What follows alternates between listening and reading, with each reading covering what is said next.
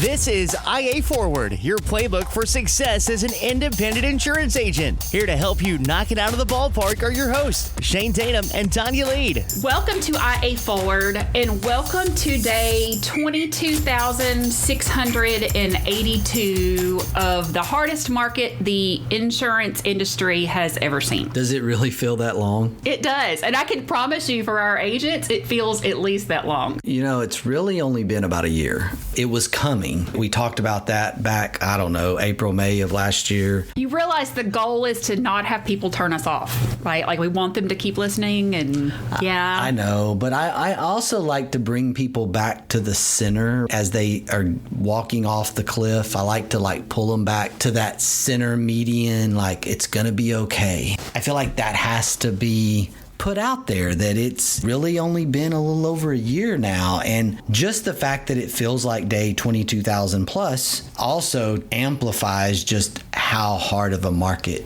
it has become, and that is still going, and everybody's exhausted. We're constantly looking for relief, and we're looking for things, and then we kind of have this fear thing going on that's creeped in that really needs to be addressed. I think most people have moved through exhaustion, through fear, and now they're in panic. As I look at different Facebook groups that are made up of independent agents, people are now to this point of, what do I do when I have nothing to sell? And they're asking, what are the best side hustles? Where am I going to make this up? What am I going to do? And that is panic. That is cause for concern when somebody starts talking about side hustles, because the insurance industry and the insurance business is perpetually very good. So maybe it's from an element or an area where they have to sell every year to make their living. But independent agencies at the core should be in a better place, because residual income, the opportunity to have built a book, unless you just started 3 months ago. And that's what I'm thinking is, specifically to agents that have been in this business 1 to 3 years, I can see where that natural inclination to try to figure out how to subsidize your income is imperative. If we're going to go there, and we're going to talk about the newer ones, the book's not established yet, and you're building your book, and I'm still bullish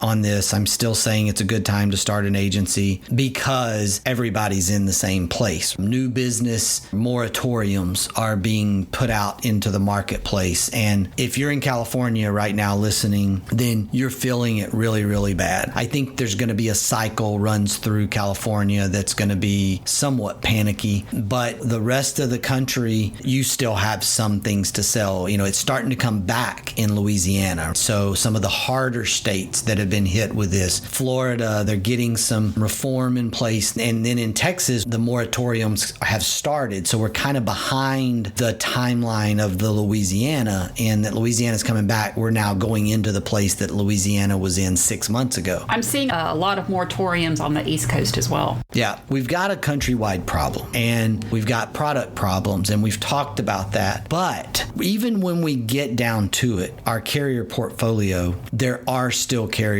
taking new business. Now, I think what happens to us as agents is we have this thing of, if you go look at your book of business, I've found one of the most interesting and intriguing things is that anywhere from 85 to 92% of an independent agent's personal lines book of business is among 8 to 10 carriers. It's very rare. The really, really inefficient agents are spreading their business greater than that. They're really fragmented with their book of business beyond really management of that book of business, and that's where you see a lot of inefficiency come in. But when you have that 8 to 10 for 90% of your business, that goes down to about 50% of your business with 3 carriers. And those are your favorite carriers. Those are your ease of doing business carriers. Those are the carriers that your staff love to do business with. And then those guys go on moratorium because they're struggling. And then you hit the panic button and you forget that you have these other carriers that you have this relationship with. And thank goodness we can look through that lens and go, oh, we're an independent agency, not an exclusive agency, and our single carrier didn't shut down new business. I think if you do feel like you need a quote unquote side hustle right now, now. What are your thoughts, Shane, about staying within the industry instead of trying to look outside and do Pampered Chef or get a part-time job at the hardware store? What are your thoughts about expanding to life insurance or health insurance and staying within our industry, but continuing to build your book just in a different way? You definitely have to stay in the industry. I don't think that if you're an agency owner, even if you're a solopreneur right now, I don't think you need to start looking outside the industry. There are plenty of products, and you have a customer base or you have a prospect base. I love life insurance from this perspective. Number one, it's going to bring revenue quickly. So that's the thing about life insurance, is they pay that commission up front. Having that ability to get into life insurance, adding life insurance is a good thing. I love educating yourself and investing in yourself and adding commercial. I don't want you to dabble on commercial, but I want you to really look into adding that commercial expertise and being able to be good at small business. I'm not talking about large accounts. I'm not talking about middle market stuff. I'm talking about small business stuff that probably a lot of your personal insurance customers own, have businesses. I want you to think about that avenue, because unless it's a super property heavy type of business like big property owners, habitational risk, apartment complexes, hotels, those are complicated things that are also in a hardened market. You need to move into things that have BOPs in place, that are classes of business that are easier to understand, that don't have the complicated nature to it. I love both of those aspects instead of some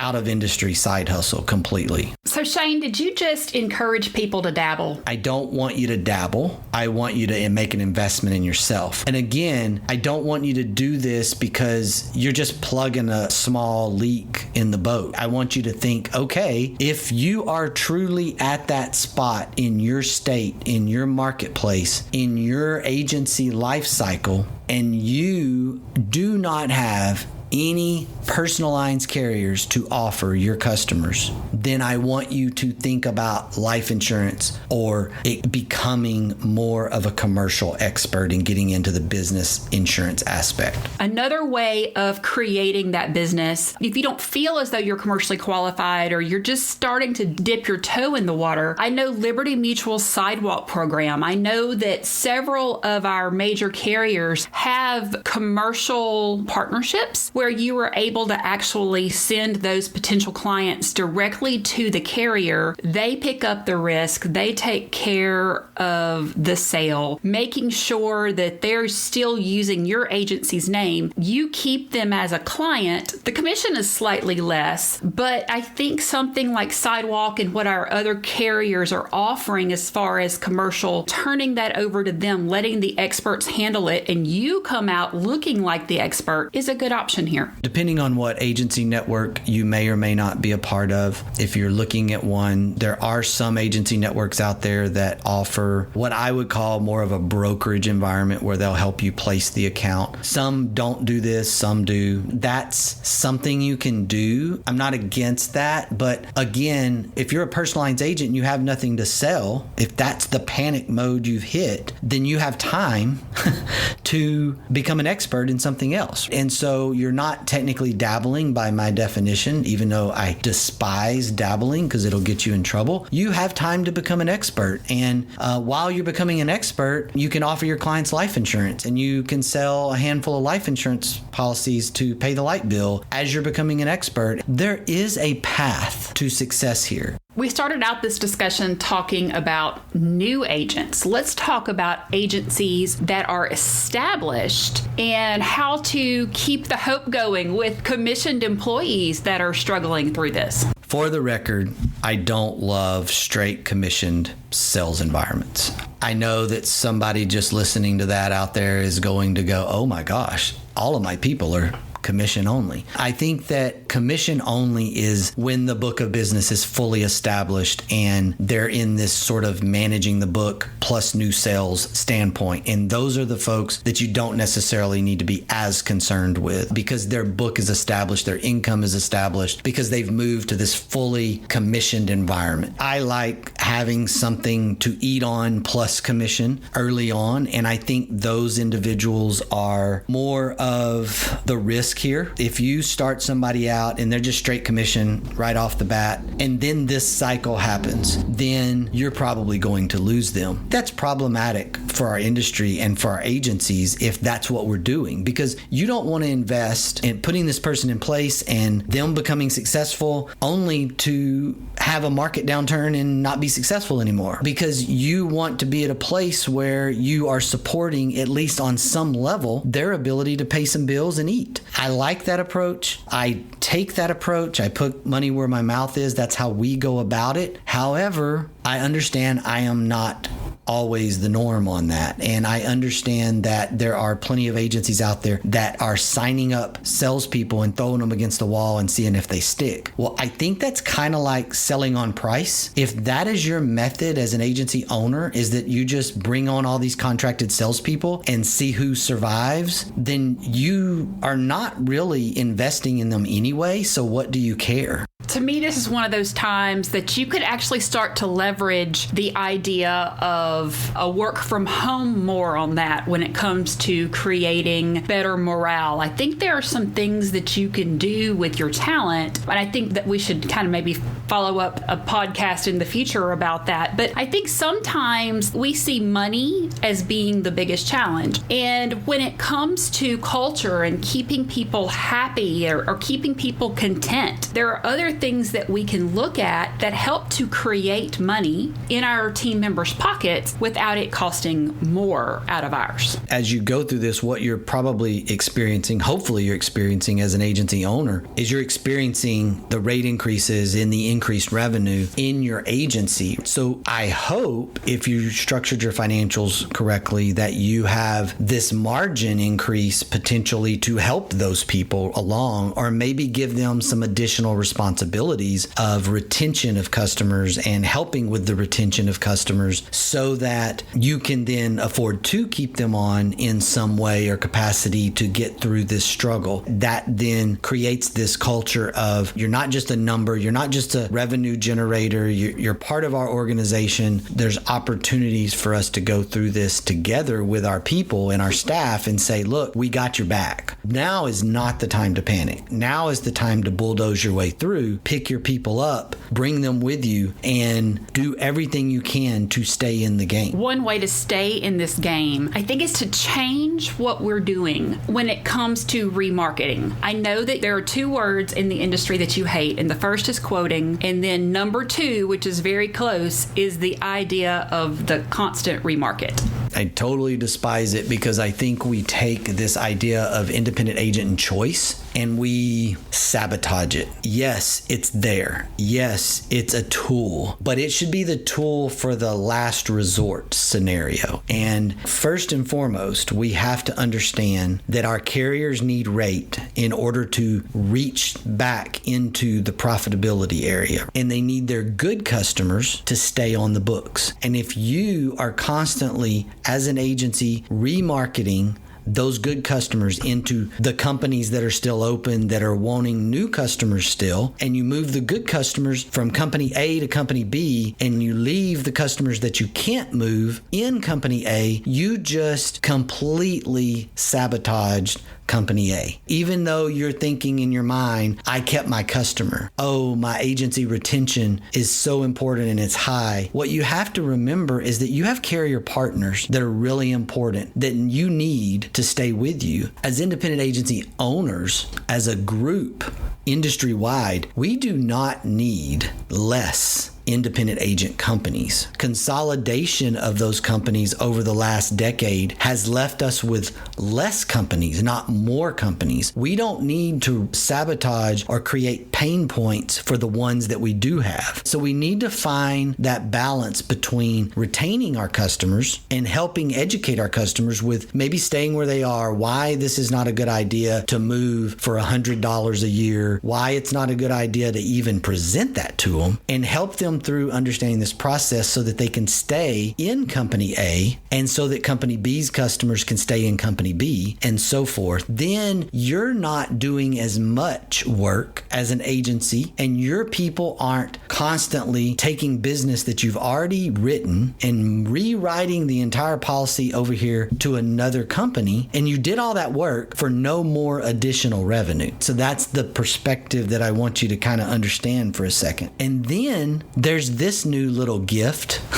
that the industry is giving us, and that is you are deciding that you have no choice. You've just got to remarket everybody whose rate goes up 15%, and you constantly are in this remarketing game, and you move from Company A to Company B, and Company A would have renewed it for a 23% increase, but you moved it to Company B to save a little bit of money. But now Company B is doing an inspection and has decided, you know what, we don't think we want this risk because there was a bicycle laying in the yard. Now you can't go back to Company A. Not only do we have an agency group, we have a local agency that is celebrating its 40th anniversary. So y'all have done everything wrong and everything right and everything wrong and everything right over the last 4 decades, right? To tell our listeners what adjustments that we have made to take some of the craziness and stress off our team members. It's kind of a bunch of different moving parts, and Tara Graham, our retail director, has done an incredible job of just leading our organization through this. We watch numbers and we listen to our account managers, and the way we are structured is that we have a group of account managers that handle books of business on a dedicated basis, and they're the ones on the front line with the customer calls for remarkets or calls if the price is going up. And we listen to them and we hear their exhaustion. We hear the things that customers have said to them, and we've run off a few customers because of things that those customers said to them, because we don't need that in our lives, and that customer's not a great customer anyway. One of the things that has happened is monitoring the rate increase average. So what is our average increase happening across multiple books of business, not just within a single carrier, but across all carriers, and finding that threshold that says this is where we need to be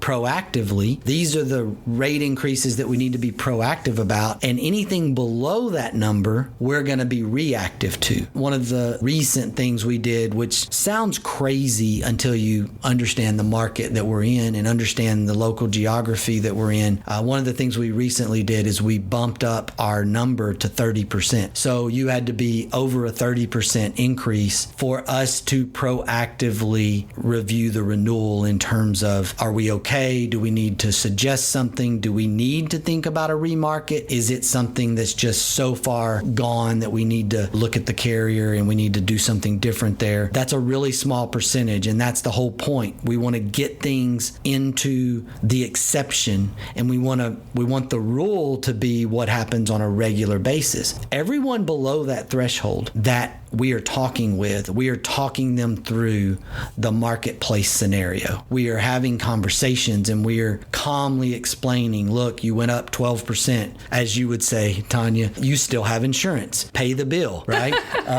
There is some of that going on. Like, hey, your price only went up 12%, pay the bill and go get some ice cream. There are some of those conversations going on. And then there's proactive automated messaging going out across the board to try to get ahead. That's the other piece that we've amplified even more. We had good automation in there for the higher risk accounts that were over our threshold. We've added more automation for those under the threshold to try to head off those phone calls. Because here's the deal. We raised the threshold. Well, then we just increase the number of people that are going to call us. So you can't just raise the threshold. You've got to raise the threshold and increase some automation and messaging so that you get in front of those phone calls and those emails that says, hey, we've done XYZ, we've reviewed XYZ, this is where you need to stay, this is what you need to do, we want to walk you through this. Good messaging, good PR around that. One of the things that those emails don't do is they don't mention the words hard market. I've seen messaging coming from agents going out to their clients that use the term hard market as an explanation for their rate increase. Consumers don't know what that means. I didn't know what that meant a year ago, and poor Shane had to go in pretty in depth to even make me understand this idea of a hard market and a soft market, and I've been around this industry for 6 years now. So don't use phrasing like that. Don't send out excuses. People don't care. All they care about is what's coming out of their bank account. So please make sure that you're making it about them. This is how we've served you. Go with a very Chick-fil-A model when you're sending those emails out. Remember our plain language movement. Make sure that you're speaking layman's terms to them. Insurance is confusing. We don't need to make it more confusing. Wait a minute. It's so simple a caveman can do it. Yeah.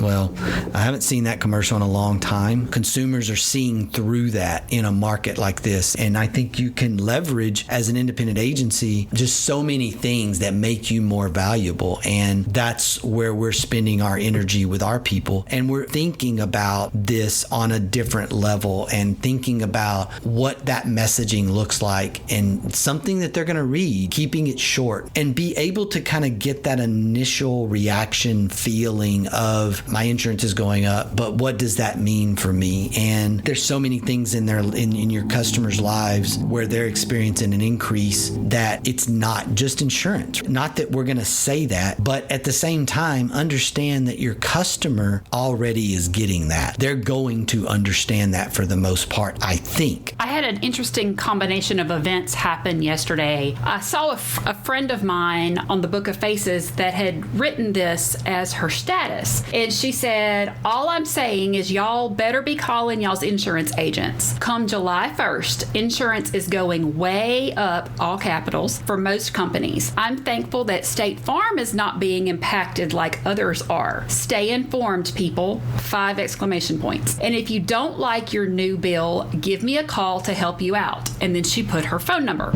So be that as it may, I saw that yesterday, and then I got my renewal notice in, and my renewal notice went up 32.7%. So I really kind of had a consumer reaction, and my first thought was, I need to call my agent. My first thought was not to call this particular person, but to call my agent and say, okay, hey, look, this is a lot of money. This is 32.7%. What can we do? And then the insurance knowledge kicked in, and I'm like, well, I still have insurance. And do I really want to go through the process of getting a remarket? Do I really want to go through a new inspection process? I think I'm just going to stay where I am because I didn't want to go through all of the stuff knowing that I probably wasn't really going to get anything better than what I already have. But that being said, my consumer brain first and foremost went to what can I do to save money? And I thought it was so interesting that I saw this from a State Farm agent on that same day,